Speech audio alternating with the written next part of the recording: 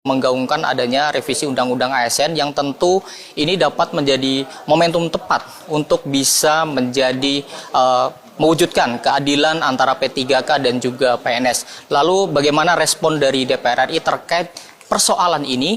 Sudah bersama saya pemirsa wakil anggota Komisi 2 DPR RI Bapak Ahmad Doli Kurnia Tanjung dari fraksi Golkar.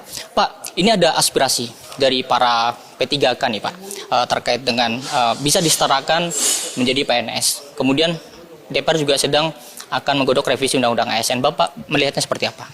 Ya, pertama saya mau menyampaikan bahwa sebetulnya revisi Undang-Undang ASN itu tadinya menurut saya tidak perlu ya, karena kan kita baru menyelesaikan ya.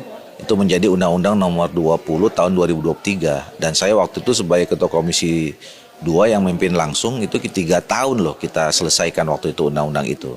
Jadi undang-undang itu relatif cukup baru dan waktu itu sudah mengakomodir semua hal yang krusial. Nah, yang kedua sekarang itu memang berhembus adanya revisi undang-undang tentang ASN itu ketika Mahkamah Konstitusi kemarin memutuskan lagi ada orang yang mengajukan judicial review lagi ya. Kemudian meminta supaya KSN, lembaga seperti KSN yang tadinya dihapus di dalam Undang-Undang 20 tahun 2003 itu dihidupkan kembali. Sekarang kalau kemudian ada lagi ya tuntutan seperti itu, menurut saya ini harus hati-hati ya. Kita harus melihatnya secara umum, secara makro gitu loh.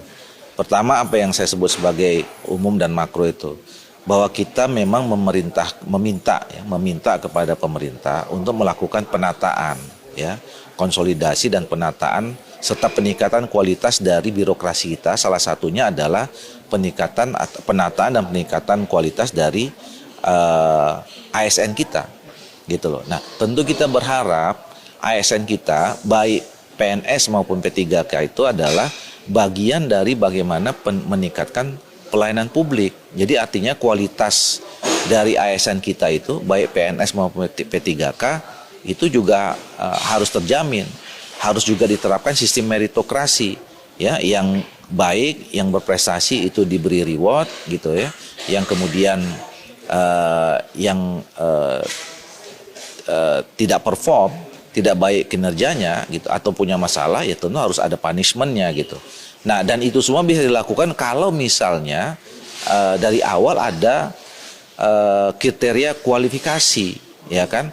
Jadi ya tentu orang kalau kita ingin mencari standar kualitas, tentu ada proses seleksi ya kan. Nggak bisa kemudian serta-merta diterima tanpa seleksi gitu loh. Nah, makanya menurut saya harus hati-hati ya.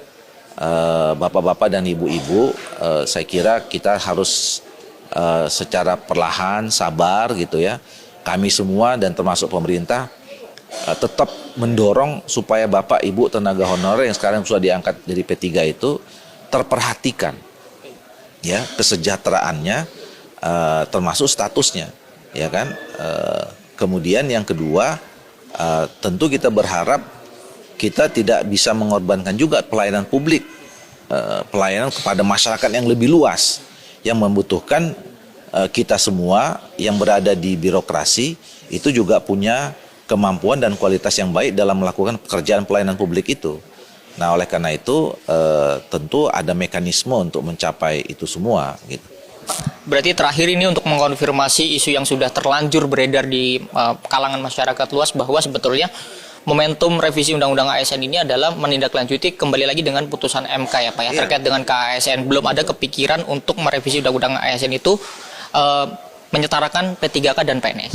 Iya, jadi sekali lagi saya tegaskan beredarnya informasi tentang revisi Undang-Undang ASN itu ketika mungkin 10 hari yang lalu ya, Mahkamah Konstitusi itu memutuskan bahwa KASN itu diminta atau lembaga pengawasan lah ya terhadap ASN itu dihidupkan kembali gitu. Tapi ada rencana, belum ada pembahasan sama sekali Pak di Komisi 2 untuk penyetaraan tersebut belum ada ya Pak ya? Belum. Tentu nanti ini kan baru masuk masa sidang ya. Dan biasanya kalau setiap putusan Mahkamah Konstitusi itu kan nanti kita kita bahas dulu di pimpinan, kemudian juga di Badan Musyawarah, dan kami sedang menunggu dari BKD karena sebetulnya putusan Mahkamah Konstitusi ini kan banyak ya.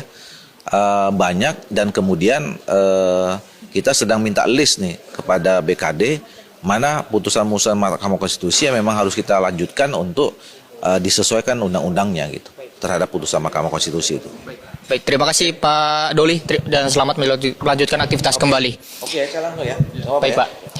Dan pemirsa TVRI Parlemen, itulah wawancara saya dengan salah satu anggota Komisi 2 DPR RI, Bapak Ahmad Doli, di mana tadi cukup mengonfirmasi informasi yang beredar di luar sana bahwa terkait dengan momentum revisi Undang-Undang ASN yang sedang digaungkan oleh DPR RI ini masih sebatas terkait dengan menindaklanjuti dari putusan Mahkamah Konstitusi terkait dengan KASN, dan juga tapi tadi Pak Ahmad Doli memaparkan kembali bahwa masih bisa membuka peluang terkait dengan kemungkinan untuk pembahasan terkait dengan penyetaraan antara P3K dan juga PNS.